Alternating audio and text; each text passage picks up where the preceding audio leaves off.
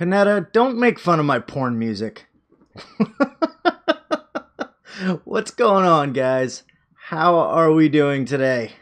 How are we? Sorry, I'm trying to fix the brightness of this stupid camera. I adjusted all the settings and realized that my actual light wasn't on, so then everything turned out too bright and it's all messed up.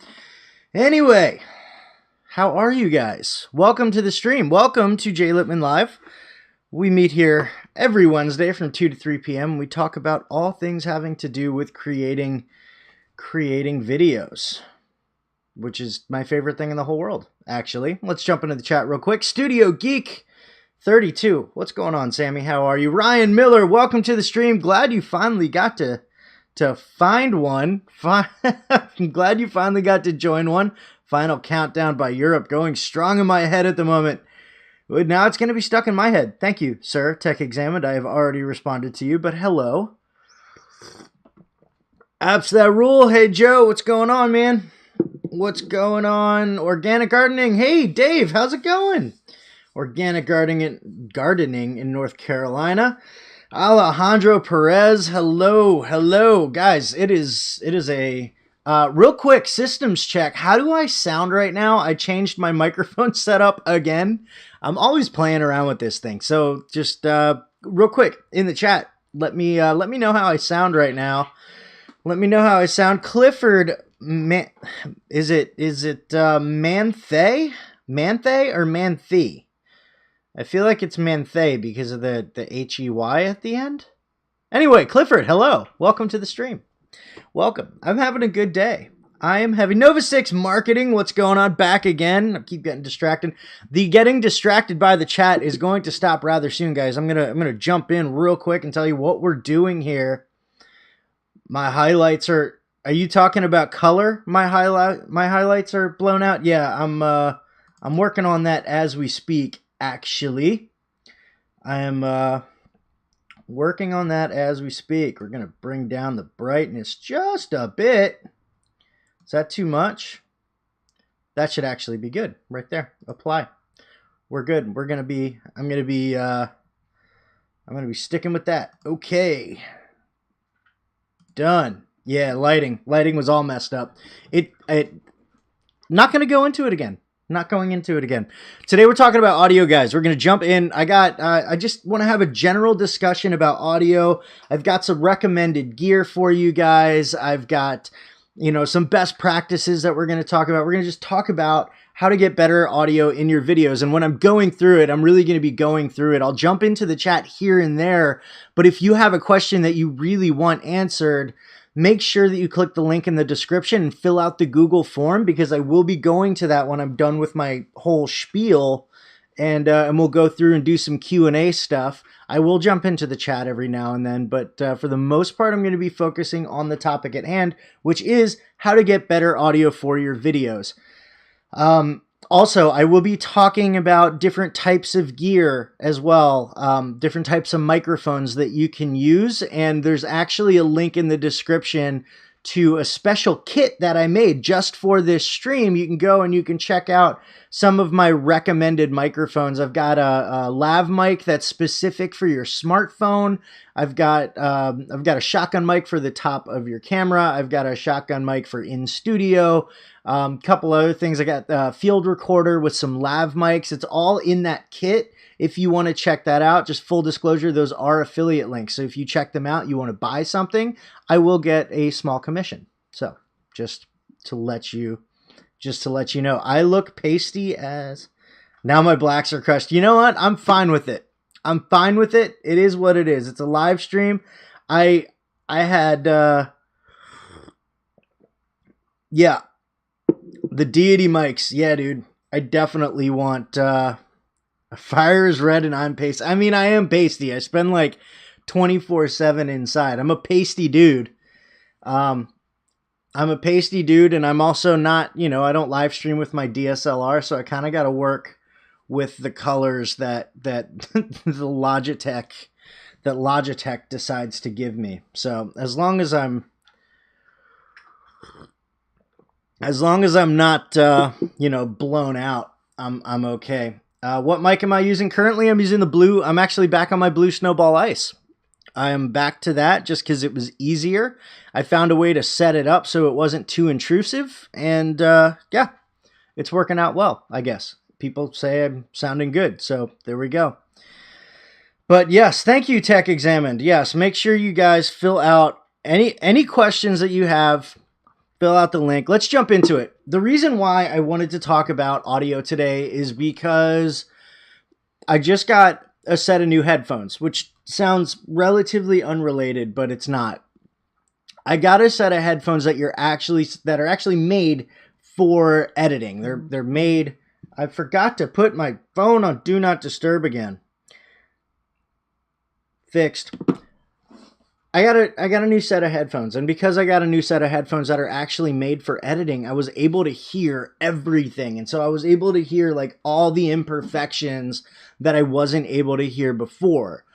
If that makes sense. You know, I like these are the headphones that I was using before. These Skull Candy. And if you watched my latest video, if you watched Monday's video, you've heard this whole spiel before. I was using these Skull Candy Hesh 2 wireless, which are great for listening to music, but horrible for editing. They're closed back, so none of the sound escapes, which means everything's just kind of crammed in there. They're not tuned flat.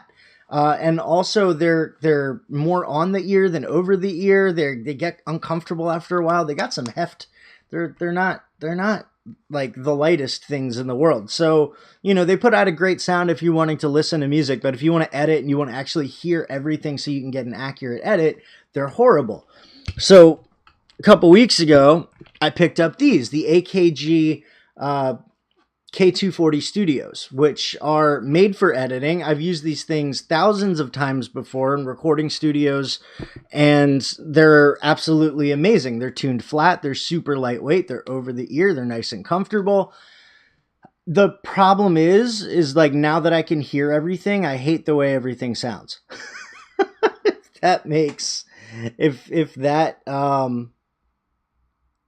If that makes sense. Like now that I can hear everything, I hate the way everything sounds. So what used to sound great when I would mix it in the Skull Candies, now like I can hear all the imperfections. So for the video that's coming out tomorrow, I've really been working at the audio. I've been trying to get the right mic set up. I've been trying to get the compression correct. I've been trying to get the EQ correct. It's just been a mess. So like my brain has just been all audio for the last like 2 days almost. So I figured since it's been on audio for 2 days, why not make the live stream about audio?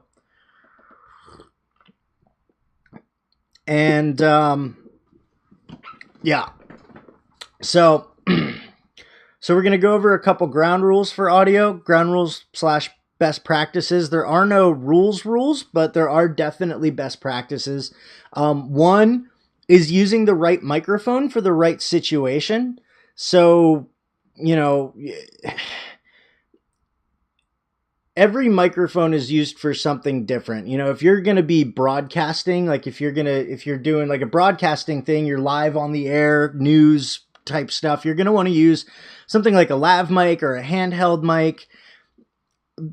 Sometimes because you're usually like far away from the camera, right? So an on-camera microphone isn't going to work.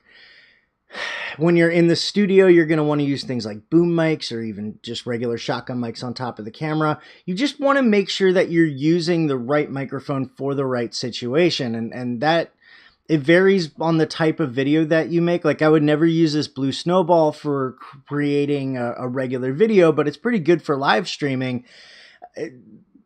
And, you know, on the flip side of that, my Rode Video Micro isn't that great for the whole live streaming setup, but it's pretty good for creating regular videos, if that makes sense.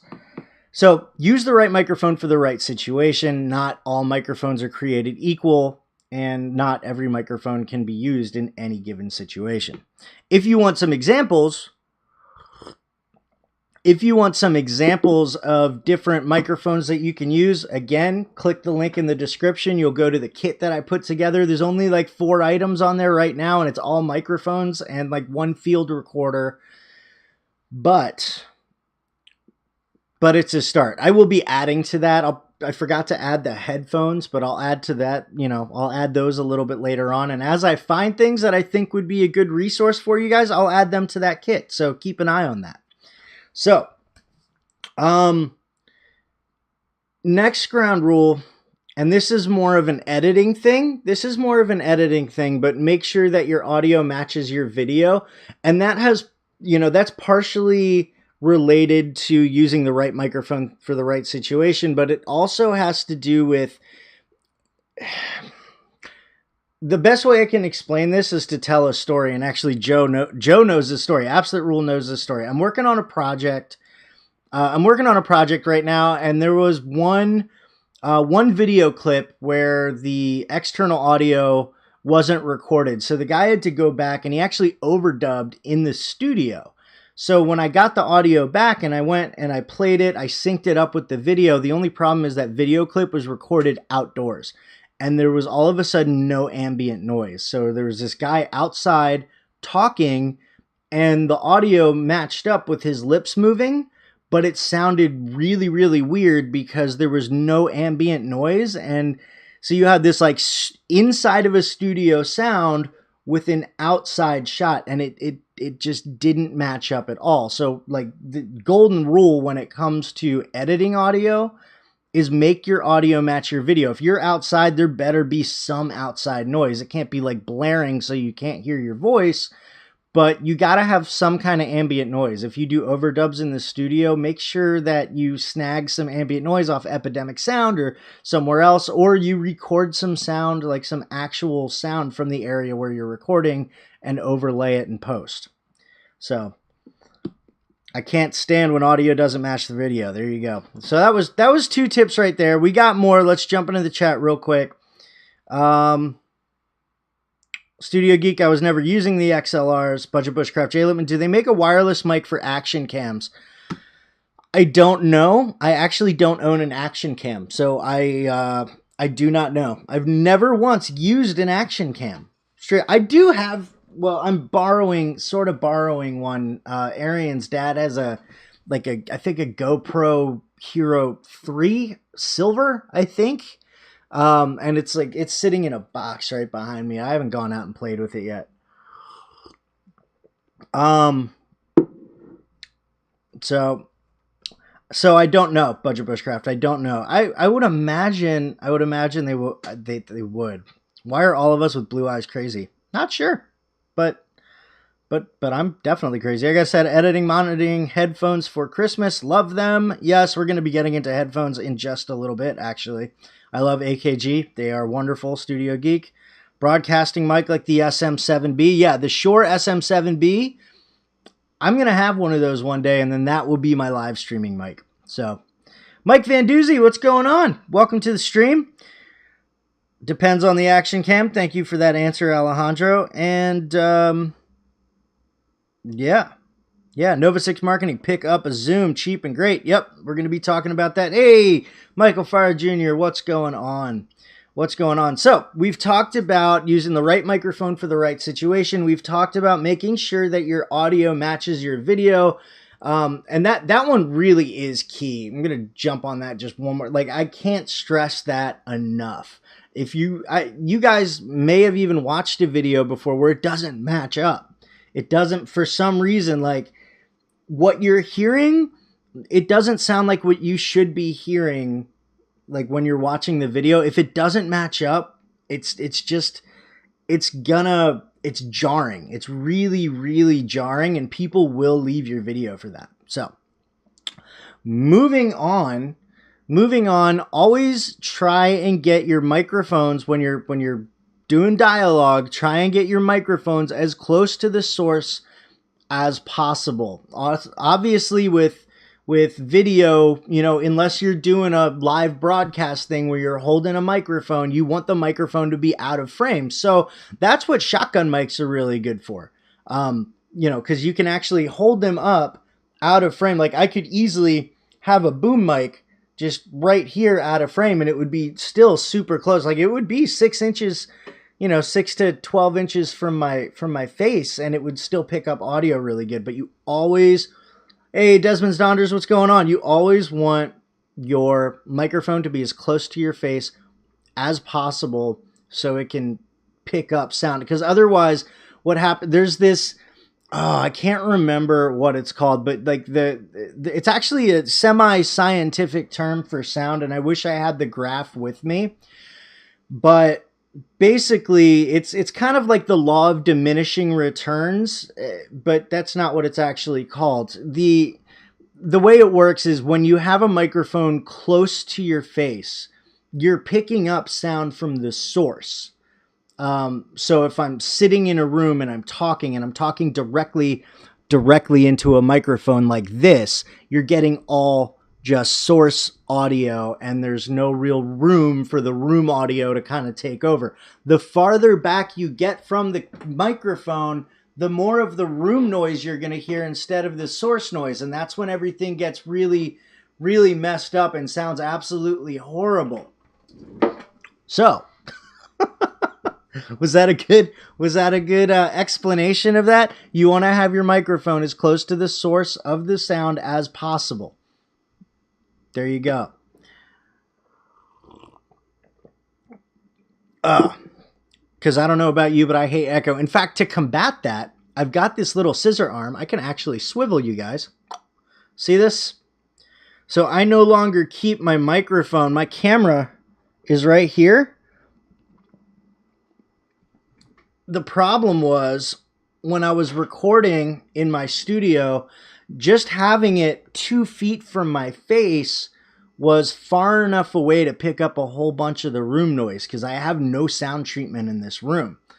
And that's one of the things that was driving me nuts when I was editing the audio from videos that I recorded in here, was the fact that I was constantly picking up the room noise. And so what I did was I took my microphone off and I put it on the little scissor arm that connects to my desk. That way I can actually get it closer to my face and I can pick up more source audio and less of the echo of the room.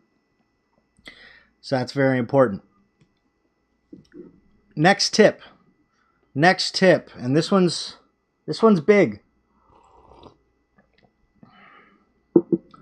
Never, ever, ever, under any circumstances, unless you absolutely have to, I always say that, never under any circumstances should you use the built-in microphone on whatever you're recording, ever.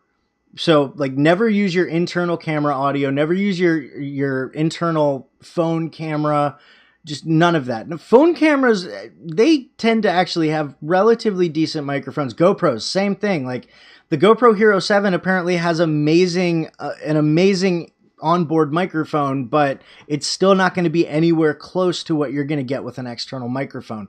So if that means you have to record audio separately, then record audio separately. That's what I did for a long time. I used to have a lav mic that I would just hook up to my Zoom H4n field recorder, and I would just sync it up in post. But like, do not use the onboard microphones in your equipment. It's never going to be top quality. The best it can be used for is scratch audio. And what I mean by scratch audio is you have the audio from your camera, which is scratch audio. Then you have the audio from the microphone, which is going into something external like a field recorder. And then in post, you can sync up your main audio with your scratch audio, then delete the scratch audio and you're good to go.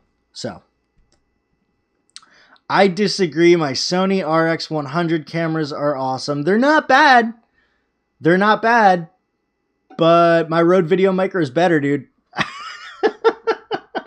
They're not bad. I will say Sony and those little point and shoots, they have decent, as far as a point and shoot is concerned, they probably have the best onboard mics that I've ever heard. I will give Sony credit for that, but it's still not as good as an external. So all my vlogs with my Sony are straight from the camera. I know. I've seen you record. But I still say, and like I said, it's not bad for a point and shoot. They're good. But I would argue that an external mic would still be better. I've been using my phone mic. It has really been annoying me in editing. See, I'm trying to get back in the groove of making videos again. There you go. And I mean, ultimately, guys, that's what's important. What's really, really important is making sure that you're still creating. Like, don't let any of the stuff that I talk about you know, as far as gear recommendations or what you should be using for what situation. Like if you don't have that gear, don't let that stop you from creating. The most important thing here is that you continue to create. Like when you can upgrade, when you can make some of the changes and start improving your audio, definitely do it. In fact, I would always say improve your audio before you improve your video. Yeah, I would always say that. I don't think there's really any exceptions to that. I would always try and get the best audio possible before I upgraded my camera, which is why I would always buy a new microphone before I bought a new camera. That's the thing. So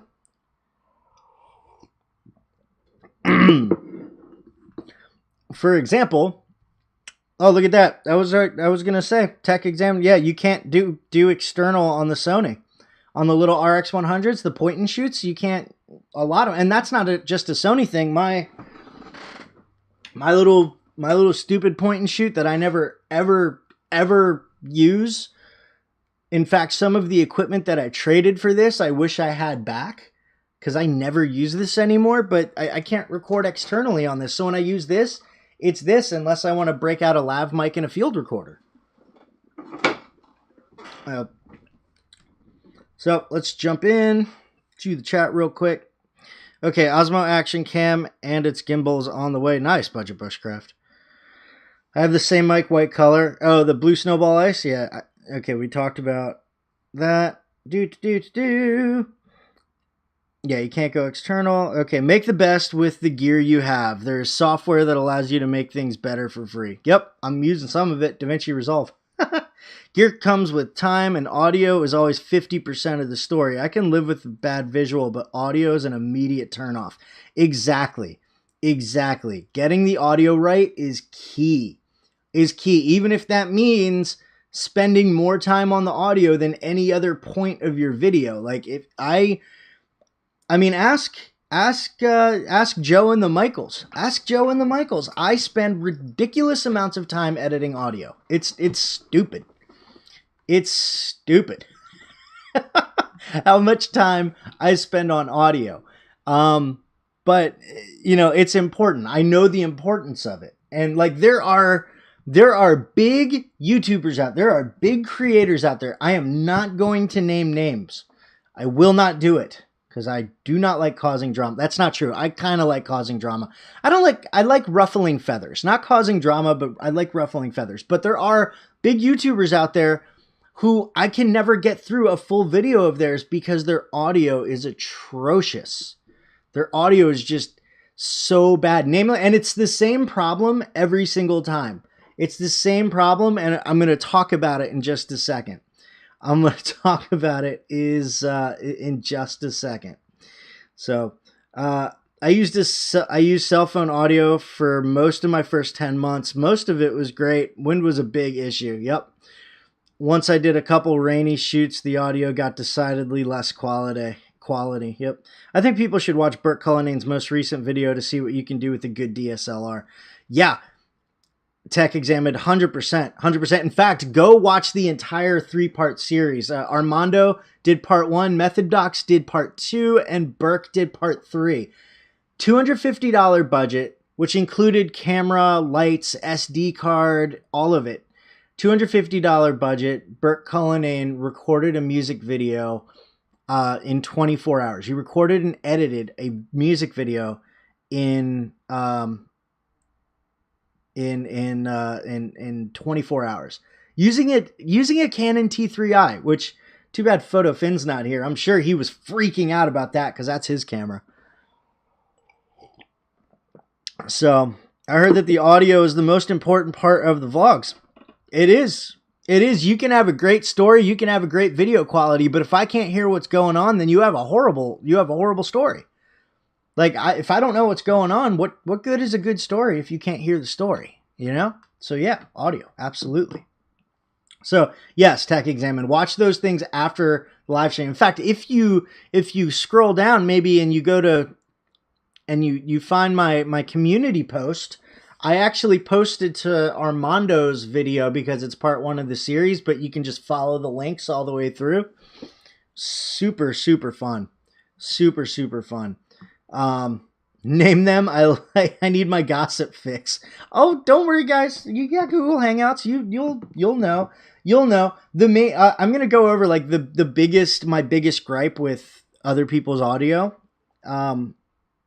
And that gripe is probably what takes me so long actually editing my videos. So, but we'll get into that. So what have we talked about so far? We've talked about using the right mic for the right situation. We've talked about making sure that the video and the audio match as far as like what you're seeing versus what you're hearing. We've talked about making sure that the microphone is as close to the source of the audio as possible. I've known Armando for about 8 years. He's a good dude. I mean, he seems like a good dude. I've seen him in a lot of videos. I actually just subscribed to him today. I thought I was subscribed to him already, and I apparently wasn't. So I just watched his video on the 1D, the Canon 1DC. Great video. Great video.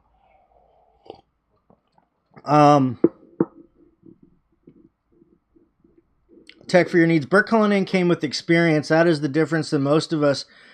We're new to all this. And that's true. That's true. You're new. But the fact is Burke doing that video proves that it's skills over gear. You know, like, don't upgrade your gear thinking it's going to make you a better videographer. Don't upgrade your gear thinking it's going to make you a better creator. What's going to make you a better creator is practice and developing the skills. And that's what that whole series of video proves, is that it doesn't matter what the gear is to a certain extent. You can, if you have the skills, if you take the time to develop the skills, you can make good quality content without having the best gear. If you like Canon. Well, you know me. I love Canon. And Burke typically shoots on Sony. He vlogs on Sony.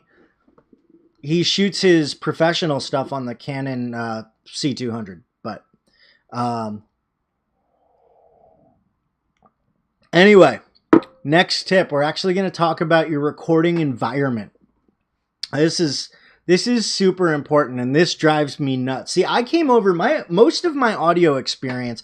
Keep in mind, guys, I've been making videos for a little over a year, right? I've been making, prior to that, all of my knowledge in audio has come from the music side of things, which is actually much, much easier, because even when I was like at home in my old apartment recording everything myself and mixing everything myself, like I could record straight into, like, I have a pod recorder, and I would record, you know, through that into my computer. And so like I didn't have to worry about the sound, the environment sound. And then when I went to, you know, record vocals, I would put the microphone in the camera.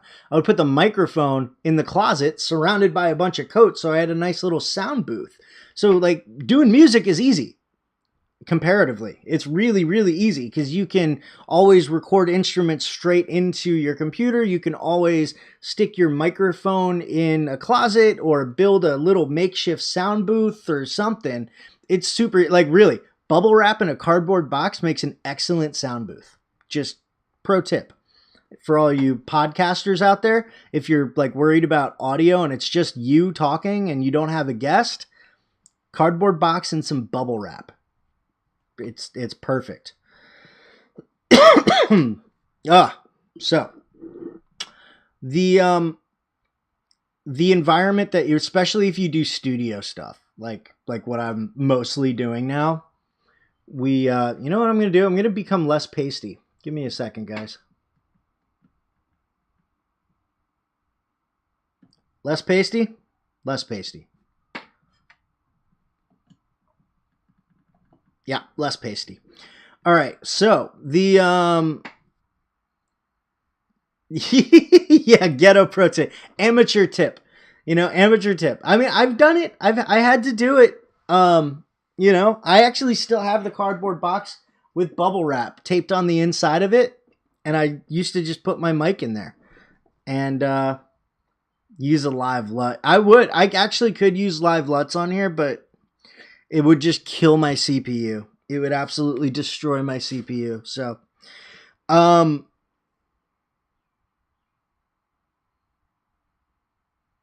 where was I? Anyway, environment. If you can, treat your environment as much as you can for sound.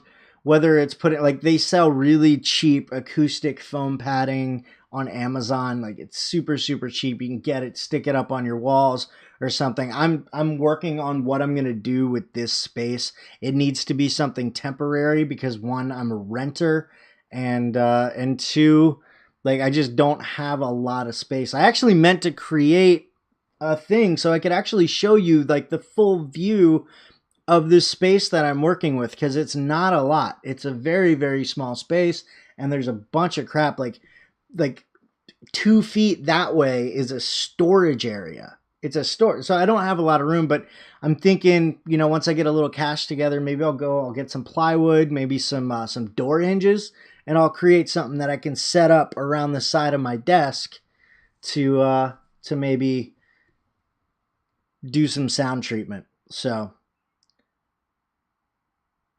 at the very least, Amazon acoustic foam looks cool. It does look pretty cool. It does look pretty cool. I'm gonna get some, and I'm gonna get some plywood. I'm gonna create a little sound booth. Create a sound booth. I'm gonna create a little sound booth around my desk. But like, trying to figure out, just figure out a way to treat your room for sound, which means trying to figure out a way to minimize echo and reverb and all that stuff so you can get a nice clean recording. It will make it so much easier in post. It'll make it so much easier in post. So, man, scratch that. Wait, if I wanted my videos to be great, I wouldn't have shot the last 3 videos I've done. I told myself I need to get back to doing something so I can get better. And that's 100% true, dude. 100%. And I agree, Budget Tech Examined. Michael, you are still putting out great videos. Last 7 videos, they aren't all good, but I'm back at it testing new things. I mean, there you go. I mean, that's the thing. It's all, when it comes down to it, like, if you're still creating, and it's just a lot of it's trial and error, like, this is all stuff that I've learned over. I mean, I've been doing some form of audio work for over 20 years, over 20 years. Started with music. I learned a lot when I was recording in studios and working with the producers on the mix. And then I eventually started recording my own stuff in my apartment. And, and then I jumped into doing video. So it's trial and error. I've learned through making a lot of mistakes.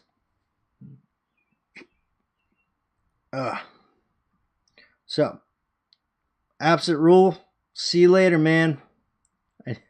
Alondra Perez, oh yeah, I need to get back to podcasting. Well, one thing at a time. I do enjoy doing them, though. Yeah, you should. Didn't we record a podcast? I never saw anything from that.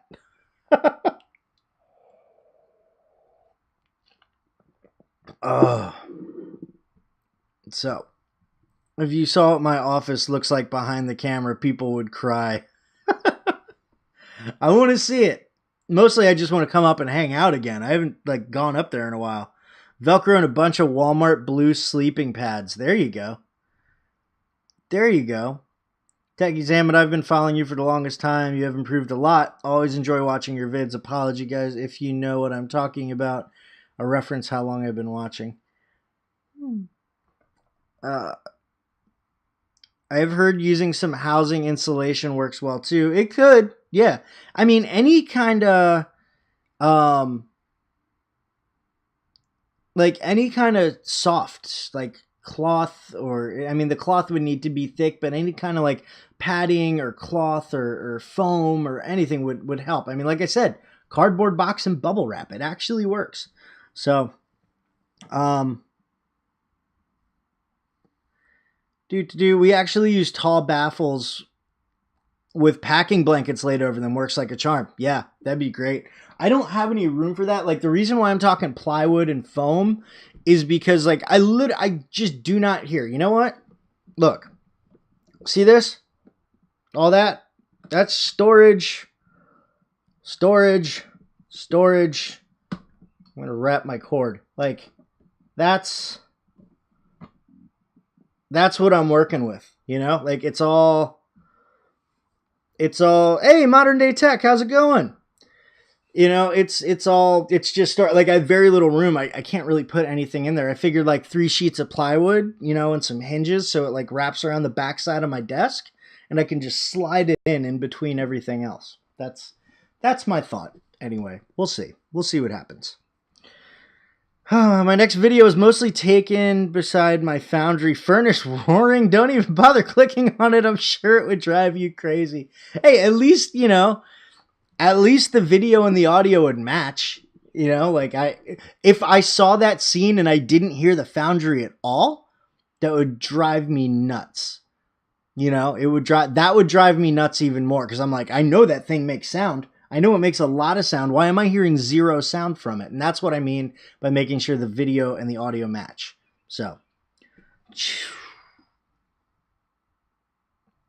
room divider and acoustic treatment, very affordable. There you go. There you go. Oh, it's all right, Alejandro. I was just wondering. Videos are sometimes too low on YouTube and I'm maxed out. Yeah. Well, okay, so that's like actually my next tip. Oh, dude, mine's worse. Panetta just showed me the backside of his office. Panetta just showed me his backside. Yeah, it's he just showed me the backside of his office, and mine's worse. Mine's 100% worse. So, Nova 6 Marketing says U-Haul blankets or something similar if you are on the cheap. Yeah, and it's even less on the cheap, and more on space. You know, it's more on space. Like, in order to get something back there to hang the U-Haul blankets from would be a feat. So I need something that's as flat as possible, like including the stands. Like, I need even the stand part to be as flat as possible. I am looking at some kind of a tabletop sound booth type of deal, which should be pretty cool. Hopefully I can get something like that soon. Oh man. So, you know what? Let's while we're here, since we're just over halfway through, let's check Google. Oh, did I close the tab? We're going to check Google Forms real quick.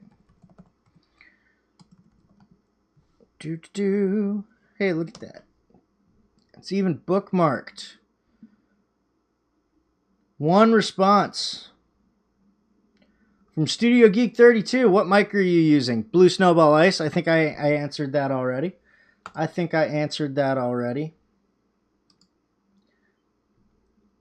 So, the editing thing. Let's talk about sound editing real quick. We already talked about making sure that... So I'm just trying to get back to... here we go. My desk is in my room. That is why I'm getting a divider that way. Yeah, I can't show your bed. Yeah, that makes sense. There's no room in my bedroom to put my desk. My desk used to be in my room, and I never worked there because it was so cramped. Like, this isn't too much better, but it's better than I had in the bedroom. So, try using a curtain pole with blankets or thick curtains hanging from it. I have used this to stop echo in a radio studio. Yeah, I mean, that'll work. I just have nowhere to put. The curtain. Like, I can't really mount anything from the ceiling. Like I said, I'm a renter, so I can't do anything that's gonna... Because I really don't feel like patching too many holes when I leave. Like, I can't do any kind of, like, damage to the structure of the house. I can't, like, make any adjustments that way. So everything that I do is pretty much got to be modular. That's the thing. So, Michael Fire Jr. lined the room with Pop-Tarts. Works great. Mattress pads cut and glued to poster board. There you go. Yeah, that'll work. I mean, the poster board, maybe not, because, like, the room is too long and the poster board wouldn't... I need something that's going to be, like, right up here. So I'm going to have to go with plywood that I can, like... I'm going to create a corner. You'll see. It's going to look good. It's not going to look good, but it'll sound good. It'll sound good. Oh, man. Where are we? You can get spring-loaded poles. There you go. Woke up late. Hey, Andy Marshall. What's going on? Good morning. Good morning, Andy Marshall. Good morning, sir. My Adobe license runs out at the beginning of next month on a scale of 1 to 10. How much do you recommend me switching to DaVinci Resolve? Well, I would say a 10. Like if money's an issue, 10 definitely. Also, if you I will say that DaVinci Resolve is a little bit more GPU intensive. I will warn against that. So, I don't have the greatest GPU in the world. I don't have the greatest computer in the world. It works fine. But I am very limited as to what I can do as far as special effects are concerned. I actually have a really cool video planned about that, doing some masking and some special effects that aren't actually special effects. I'm gonna be doing a really cool video about that. So, but I think I say go for it, dude. I say go for DaVinci Resolve. And I mean, to be honest, like if you don't like it, it's free. So if you don't like it or it doesn't work for you, you haven't lost any money. So that's what I have to say about that. So Desmond Stonder says 99. Ha! Shower curtain rods and blankets. My problem is I don't have anywhere to put the shower curtain rods up. I don't have anywhere to put curtain rods up or shower curtain, because I only have a wall right there. I don't have a wall on that side. Like that wall. That wall's really far away. I don't think they make shower rods that long. That's like 20 feet. So I do 3D. My GPU is great, so that is no problem here. Do DaVinci then, dude. Seriously. Do DaVinci. As far as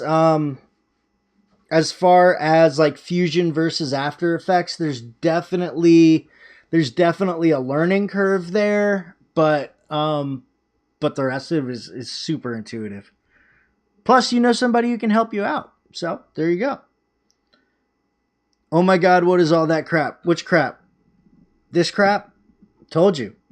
That those are Easter baskets. Those are the cat food bowls. This is camera, headphones, microphone, and then behind it is all our cleaning products.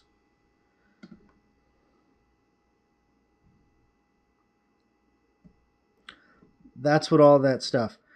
What is the learning curve for DaVinci? It's not a big one. Like the biggest one is going to be for Fusion versus After Effects. They work differently. But other than that, like as far as putting a timeline together, doing sound editing, color correcting, I found color correcting and color grading to be more intuitive in DaVinci Resolve, but not everybody has had the same experience as me. So that should deflect everything in audio. Yeah, but it doesn't. It doesn't, because it's a big open space with lots of flat walls.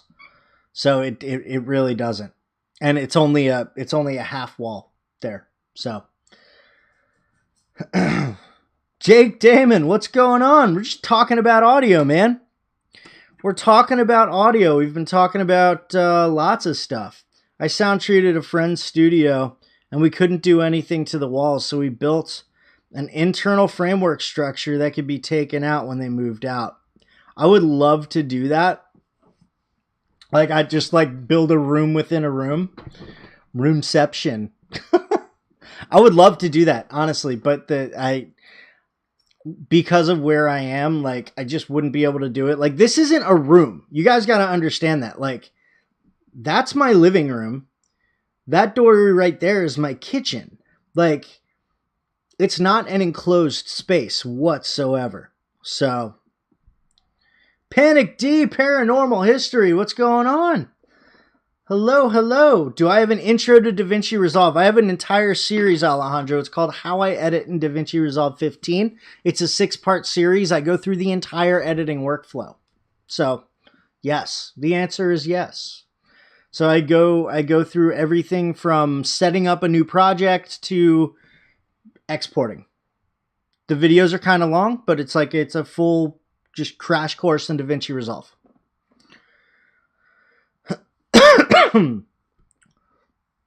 I feel like we got off topic and I started talking about DaVinci Resolve instead of audio.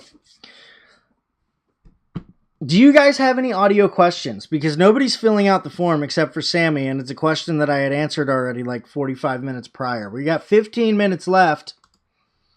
15 minutes left.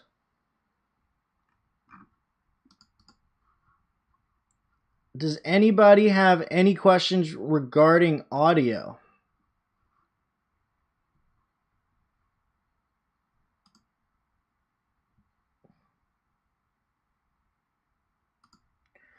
Because now would be the Q&A time. And while I'm waiting for questions, you could glue panels to 1/4-inch plywood and hang it like a picture. I could do that on this wall right here for sure, but I'm actually more worried about this corner where there's no wall to do that, Mike. So what I'm going to do is I'm going to get like 2 pieces of plywood, just like tall enough to come like maybe 3 feet from the top of my desk. And it's actually, I'm just going to put some foam on there. I'm going to glue foam to those pieces of plywood, and I'm going to have them go around the corner, this side of my desk and the back side of my desk. And that should actually pretty much take care of everything that I need. If I can have something that close absorbing sound, then I'd be set.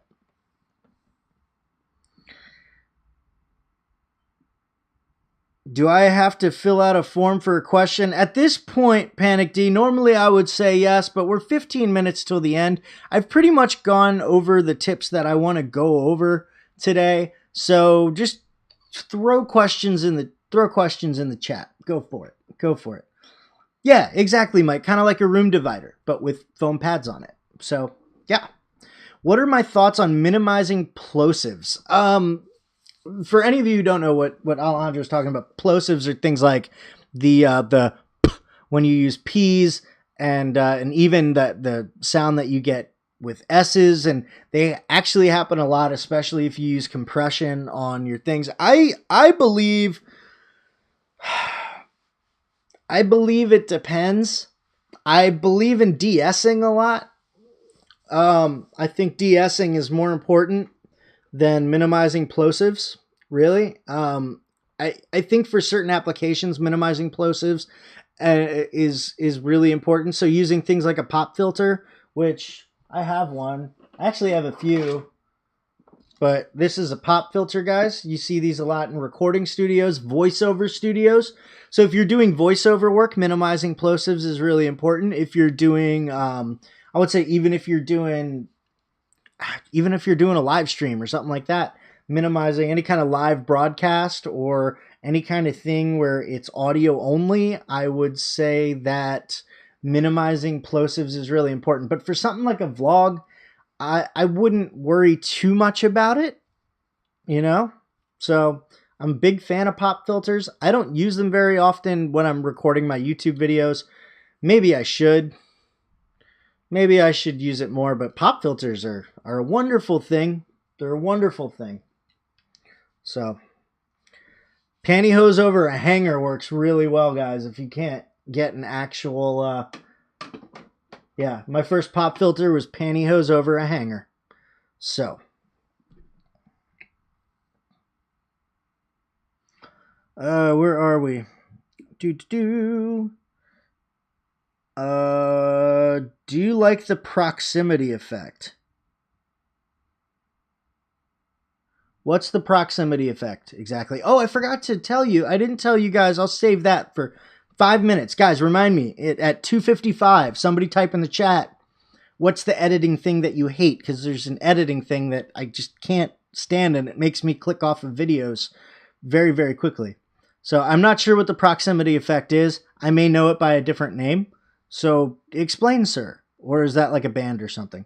What do you do for music tracks in your edit? Do you pay for a subscription anywhere? Yes, I pay. Well, I pay for Talency, which comes with an Epidemic Sound subscription.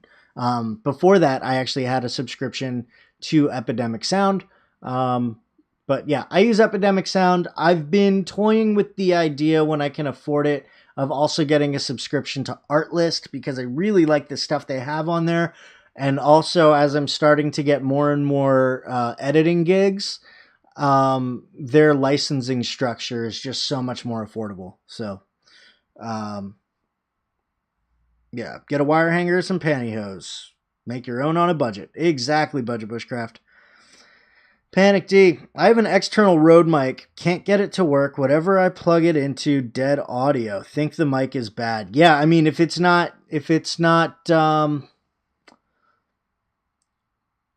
recording on anything, it could be a bad microphone. Which microphone is it?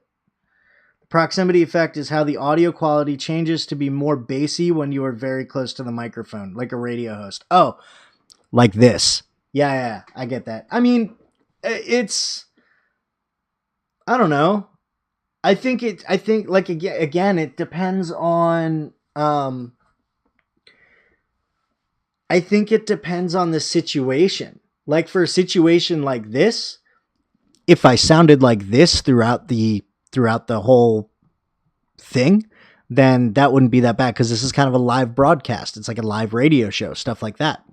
But in a vlog, if I heard a voice like that in a vlog, I would probably be a little turned off by it. I probably wouldn't like it at all. So SM7B is well known for that. Yes, it is, Ryan Miller. 100%. 100% it is known for that. So, but it depends. Like, it's the same thing. Like, the audio's got to match the video. The audio has to match the situation. Like, I wouldn't want to hear that. I wouldn't want to hear the sound from an SM7B in like in a vlog. Like, I wouldn't, or even in like a regular TV show. Like, could you imagine watching The Big Bang Theory if Sheldon had a voice like this? Can you really, like, can you imagine? That would sound horrible. That would sound just wrong. You know?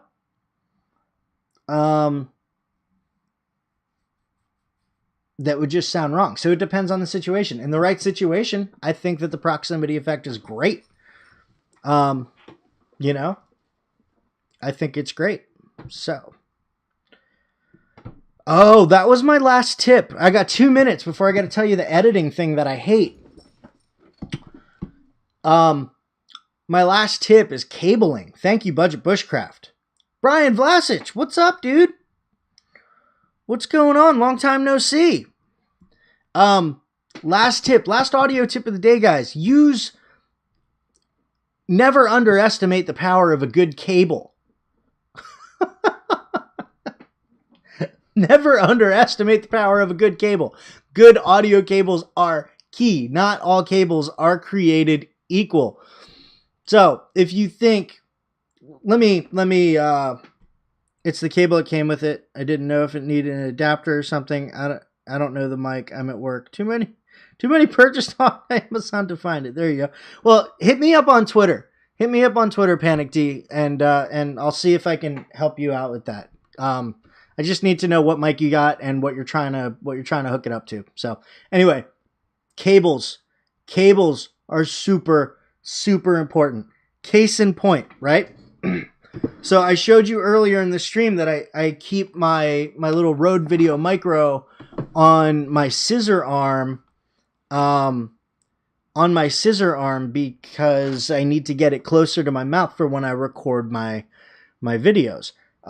Which means I can no longer use this cord. I mean, I can if I'm vlogging, but like in the studio, in my little office area, I can't use the mic that came with the Rode Video Micro. It's too short. And if you think that I'm going to continue to get good quality sound with a little $3 cord from Amazon, you're kidding yourself. How do I know that? Because the only thing I have right now that's not chewed up by a cat is a little $3 cord from Amazon. And it's been infinitely harder to record good sounding audio over the last few weeks. It's just been harder. It I get this like weird little buzzing sound. I got like a little electronic buzzing sound. I finally found the frequency actually last night, maybe this morning. I found the frequency, so I was able to actually get rid of it. But it was driving me nuts for a while. But like the sound quality is not the same. Like you have to use invest in your cables. Don't get a cheap little cable and think that it's going to produce the same quality sound as a more expensive cable. Like you do especially with cabling, you get what you pay for. So that's that. So anyway, by the way, if there are any other, your signal can degrade if the cable is too long. That's true too. So does the length of the cable matter too much? Once you get to a certain length, yes. So basically, rule of thumb, and like I'm not going to be able to just spout off the numbers off the top of my head, but the longer your cable is, the thicker you want it. You want a thicker cable, you want thicker wiring. Otherwise it will degrade. You'll get, and it's the same, actually, funny thing is the same as like electrical current. Like the longer your wires are, the longer your runs are, the more you can get voltage drops. So you actually need to, if it's a super long run and it's something that would normally take a 14 amp circuit, you actually need to put a 20 amp circuit on there. So that's that. Why do cats love chewing cables? I have no idea. But I've lost many charging cables. Not all analog cables are created equal. Digital doesn't matter. That's true. Yeah, so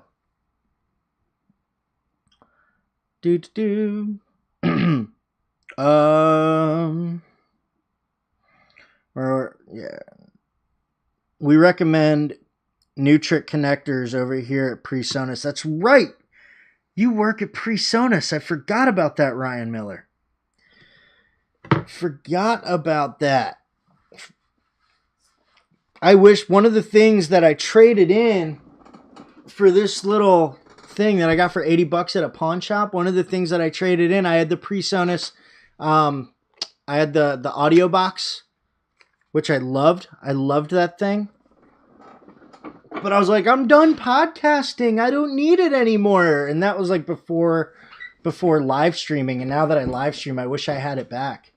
I wish I had that thing back. But like I did that. It came with the PreSonus, what was it? PreSonus 1, the Studio 1 or whatever it was called. Yeah. So yeah, 300 feet actually. There you go. Yeah, 300 feet is the limit with XLR. There you go, Ryan. Thank you. So yeah, guys, invest in your cables, even if it's something simple, like a little 3.5 millimeter TRS cable. Invest, get good ones. So I actually need to get one. Ryan, if you have any suggestions, on those, on the 3.5 millimeter TRS cables, I need a good one. It's driving me nuts. Seriously though, if it's a digital cable or HDMI, it does not matter. Analog is a different story. I mean, yeah, that's true when it comes to visual, but with audio, you actually like keep it as short as you can. Like don't kill yourself over it if it's a little bit long. I mean, like Ryan said, 300 feet on an XLR cable is good, but yeah.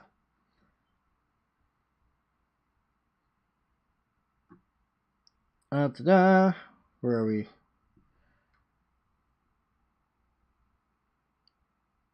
Did Alejandro post something else? Alejandro, it's not too bad. It's an editing software, so they're all pretty much the same. I think it's easier if you use Final Cut. I'm pretty sure that Alejandro is actually a PC guy. So, thanks, Ryan. Thanks. Eventually, you will run into noise issues with long cable runs. That's true too. That is very true. I've run into that a few times. It's not fun. Um, I just want a mic to block the wind outside. Yeah, and that's less to do with the mic. Oh my god, it's 3 o'clock. Holy crap. Real quick, guys, the thing that I hate, we'll go just a tiny bit longer. The thing that I hate, nobody reminded me. The thing that I hate that people do is they put on like noise reduction. They put noise reduction effects on their dialogue, and they don't tweak it at all. So you get like in the background, first of all, you get the weird like just everything sounds weird and tinny, and like if you listen really closely, you can sometimes hear like this digital computerized noise behind it, and when they take a breath in, it sounds weird and just I hate it. So like if you're going to use noise reduction in your videos, make sure that you tweak it so it still sounds natural. There's some people, like some big YouTubers, that put it on there, and it, like I hear it and I can't. So yeah.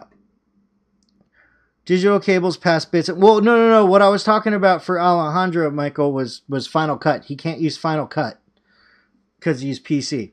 So that's what I meant. Digital cables pass bits and bytes, always the same on both ends. Yeah, the warble noise. That's the only way that it's a great way to put it. Yeah, I can't stand it. It'll make me click off of a video like that. So,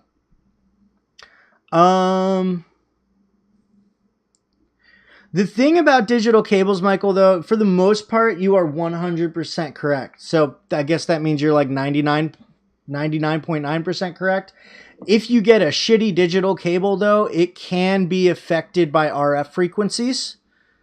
It actually can be affected by it, and you can get degraded, especially on the video side. You can get degraded visuals. Yeah, you can get it. So looks like B&H has that cable for $15 manufactured by Rode. Oh yeah. I was looking at that, but it didn't have the Rode Video Micro on its compatibility list, so I was a little wary. Anyway, guys. It's 3:03. It is 3:03. I have to go. I have to get ready to go pick up the kid. My chair made noises. I have to go get ready to pick up the kid from daycare. It's a squeaky chair. Anyway, guys, thank you so much.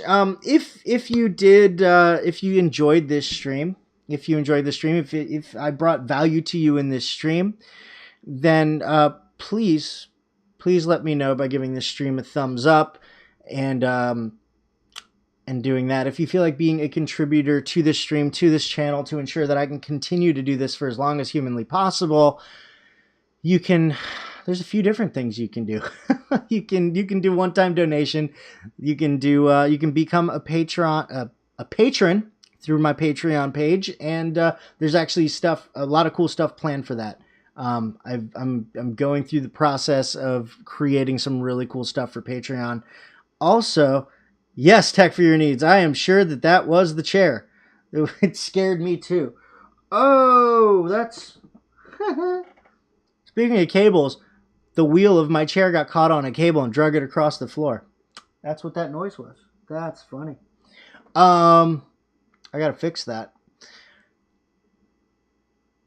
There's all the things that I talk about in all the streams. There's merch, there's Patreon, there's one-time donation. There's no obligation for any of it, but if you feel it will bring you value, it would be wonderful. Wonderful. Just wonderful. Anyway, guys, have a great day. Have a wonderful day. Thank you so much, so much for being a valued member of my community. I had a great time. The time flew by. I didn't even realize it was 3 o'clock. And Now I have to go. So thank you guys so much for hanging out. You continue to make my Wednesdays the best day of the week. Make sure you keep an eye out for my video coming on Friday. It's a tutorial that can be done on pretty much any editing software. So look it out. We're going to talk about how to remove the flicker of like fluorescent and LED lights. We're going to talk about how to remove that. It's a quick 2.5-minute tutorial. Super easy to do. And it's gonna make everything look awesome. So guys, have a wonderful, wonderful day. I love you so much. Thank you so much. I'll talk to you later. Thanks for hanging out. Bye.